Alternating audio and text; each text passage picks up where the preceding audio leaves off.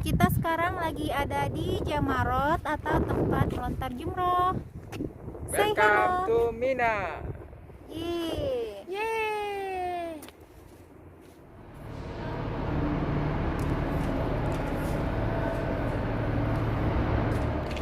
Assalamualaikum warahmatullahi wabarakatuh. Kembali lagi bersama LH Official. Seperti biasa, sebelum lanjut ke video, silahkan tekan dulu tombol like-nya. Jangan lupa komen di bawah bagi teman-teman yang ingin bertanya. Dan jangan lupa di subscribe agar channel ini semakin berkembang.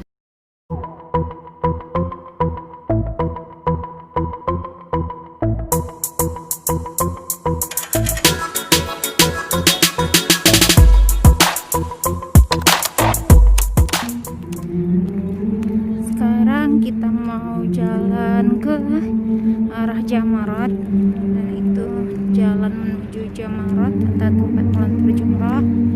Yang di sebelah kiri menuju As-Soibain.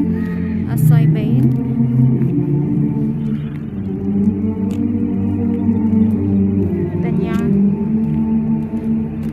merah-merah yang teman-teman lihat di depan itu merupakan jalur keluar saja atau exit only, tidak boleh masuk dari sini. Masya Allah teman-teman, ini baru jam 7 pagi, tapi panasnya udah seperti jam 2 siang teman-teman. Sekarang berada tepat di depan gerbang masuk ke Jamarot atau Assalamualaikum. Ada Mas Mong, ada Abang Mong. Mas Mong, sah? Oh? Sehat? Berat? Ada? Oke teman-teman, barusan kita nanya sama petugas-petugas kebersihan yang bertugas di daerah sini, katanya boleh masuk ke dalam. Kita akan coba masuk ke dalam seperti apa suasananya pasca musim haji 2020. Dan ini yang di sebelah kiri kita merupakan toilet para jemaah-jemaah di musim haji. Yang di sebelah kiri toiletnya pria, dan yang sebelah kanannya toilet wanita. Kalau toilet pria gambar laki-laki bersorban, dan toilet perempuan gambar perempuan bercadar. Jadi biasanya kalau di musim haji itu kita tidak boleh masuk dari sini karena ini hanya jalur keluar, masuknya dari sana. Dan pamflet yang ada di atas bukit sana merupakan permulaan Mina. Jamarot ini tidak semuanya masuk kawasan Mina. Jadi Jumrotul Aqobahnya itu hanya separuh dari bangunannya aja yang memasuki kawasan Mina. Jadi perlu diketahui para jamaah haji, ketika mabit itu harus kita pastikan kita sudah berada di kawasan Mina, karena Mina ini denahnya ini agak miring. Jangan sampai kita sudah jauh-jauh ke sini dengan niat untuk melaksanakan ibadah haji, tapi karena kurang memperhatikan batasan-batasan yang ada di sini seperti batasan Mina, jadi jatuhnya nanti pahala mabitnya tidak dapat. Jadi harus betul-betul kita pastikan kita sudah bermabit di Mina. Sekarang kita mau ke lantai 1 tempat pelontaran, dan juga kita harus tetap memperhatikan tanda-tanda yang telah dibuat, dari mana jalur exit, dari mana jalur masuk. Kita harus perhatikan, jangan sampai kita masuk dari jalur exit dan keluar dari jalur masuk. Jadi kita harus betul-betul tertib dalam melaksanakan semua rukun hajinya. pelaksanaan hajinya bisa terlaksana dengan lancar, tidak ada terjadi hal-hal yang tidak diinginkan. Intinya kita harus mematuhi aturan-aturan yang ada aja. Jadi teman-teman, asal muasal dari melontar jumroh ini diawali dari perjuangan Nabi Ibrahim alaihissalam melawan godaan-godaan dari syaitan dan iblis. Ketika itu Nabi Ibrahim alaihissalam berniat untuk menyembelih putranya Ismail alaihissalam atas perintah Allah Subhanahu wa taala, dan kemudian para jin dan syaitan datang untuk menggoda Nabi Ibrahim dan berniat untuk menghentikan niat dari Nabi Ibrahim alaihissalam. Dan alhamdulillah Nabi Ibrahim tidak terpedaya dengan bujukan-bujukan para setan, dan Nabi Ibrahim mengambil 7 kerikil dan melempari setan tersebut, dan inilah yang disebut dengan jumroh ula atau jumratul ula. Dan merasa gagal memperdaya Nabi Ibrahim alaihissalam, kemudian para setan dan iblis mendatangi istri Nabi Ibrahim alaihissalam, Siti Hajar. Ternyata gagal lagi, Siti Hajar juga ikut melempari setan, dan inilah yang disebut dengan jumratul wusta.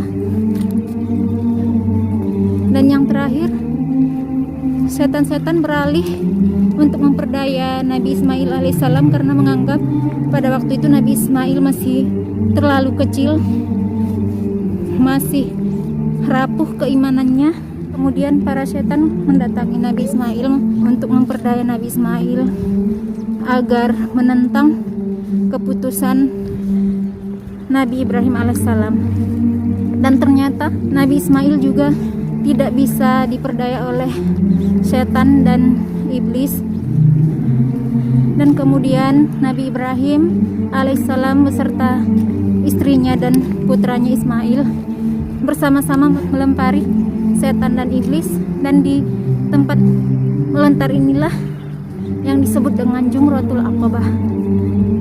Masya Allah, jadi seperti inilah teman-teman suasana Jamarot atau tempat melontar jumrah pasca pelaksanaan haji 2020. Jadi teman-teman, di Jumratul inilah Nabi Ibrahim alaihissalam beserta istri dan putranya melawan para setan dan iblis yang kala itu datang menggoda Nabi Ibrahim dan berniat untuk menggagalkan rencana Nabi Ibrahim untuk menyembelih putranya Ismail atas perintah Allah Subhanahu wa taala.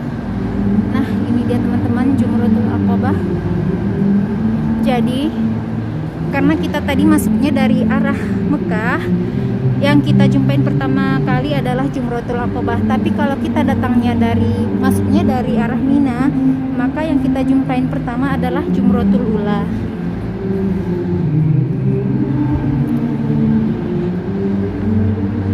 Seperti ini teman-teman.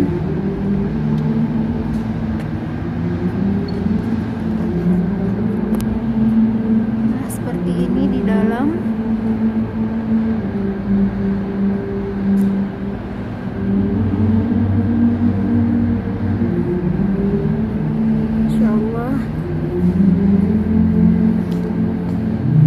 Dan kemarin waktu musim haji 2020 di sekitaran tempat melontar ini dipasangin stiker-stiker untuk social distancing. Sekarang sudah dilepas kembali, sudah dibersihkan. Insyaallah semoga tahun depan kita semua diberikan rezeki dan kesehatan oleh Allah Subhanahu wa taala, bisa melaksanakan haji, bisa melontar di tempat ini, melaksanakan rukun-rukun haji, melaksanakan rukun Islam yang kelima. Insyaallah.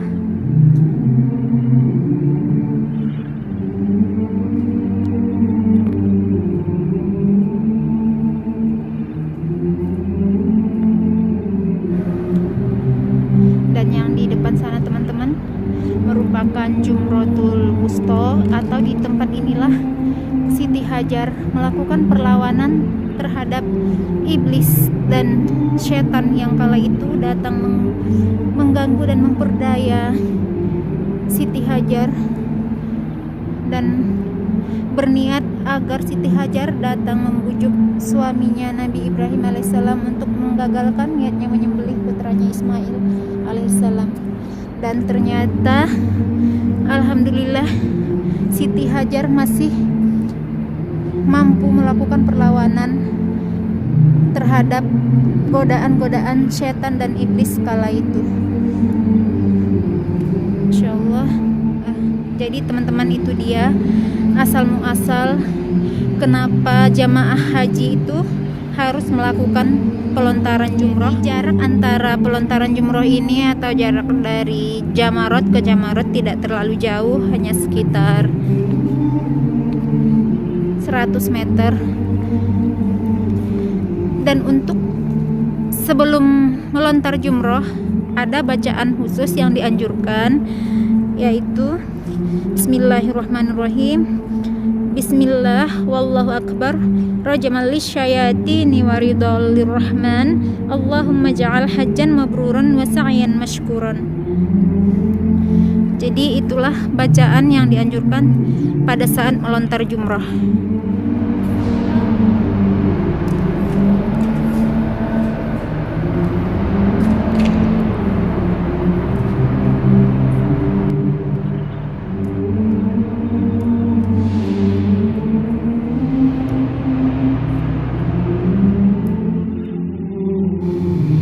Jadi teman-teman, sebenarnya itu ketika kita melontar harus jalur sebelah sana, karena kita harus mengkanankan kiblat atau tangan kanan kita harus mengarah ke kiblat pada saat melontar.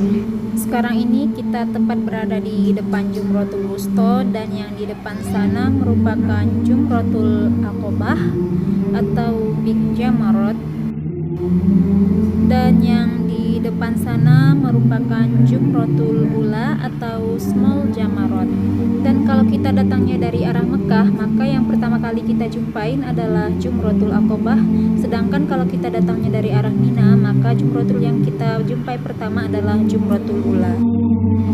Dan biasanya bagi jamaah haji yang nafar awal akan melakukan pelontaran jumroh pada tanggal 10 sampai dengan tanggal 12, sedangkan para jamaah yang nafar sani akan melakukan pelontaran dari tanggal 10 Zulhijjah sampai dengan tanggal 13 Zulhijjah. Dan di tanggal 10 Zulhijjah jamaah haji akan melakukan pelontaran Jumrotul Aqobah. Dan di tanggal 11, 12, dan 13 maka jamaah haji akan melakukan pelontaran di Jumrotul Ula, Jumrotul Wusta, dan Jumrotul Aqobah secara berurutan. Sekarang kita mau ke Jumrotul Ulanya.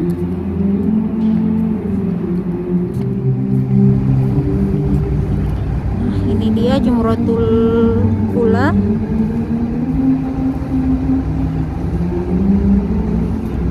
Insyaallah. Dan di depan kita ini merupakan tenda-tenda para jemaah haji. Jumrotul Ula ini disebut dengan Small Jamarah atau Jamarah Sugro, dan Jumrotul Aqobah yang di ujung sana disebut juga Jumrotul Kubro atau Big Jamarah.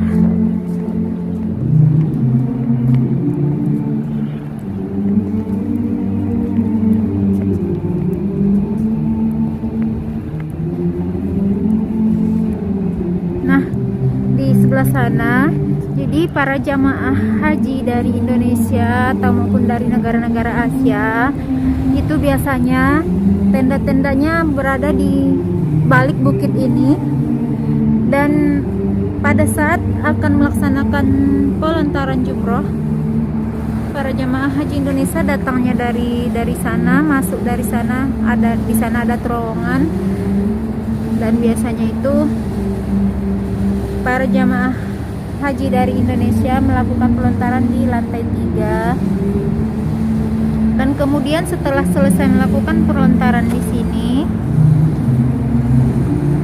maka para jamaah haji akan keluar dari sana.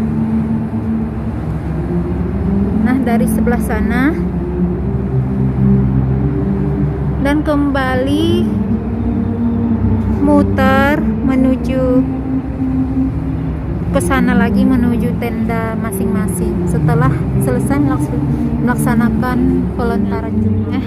Sekarang kita di ujung dari Jamarat atau Jumratul Ula.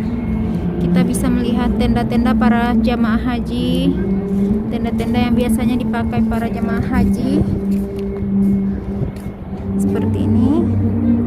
Jadi kota Mina ini juga disebut dengan kota tenda karena banyaknya tenda-tenda para jamaah haji di kawasan ini.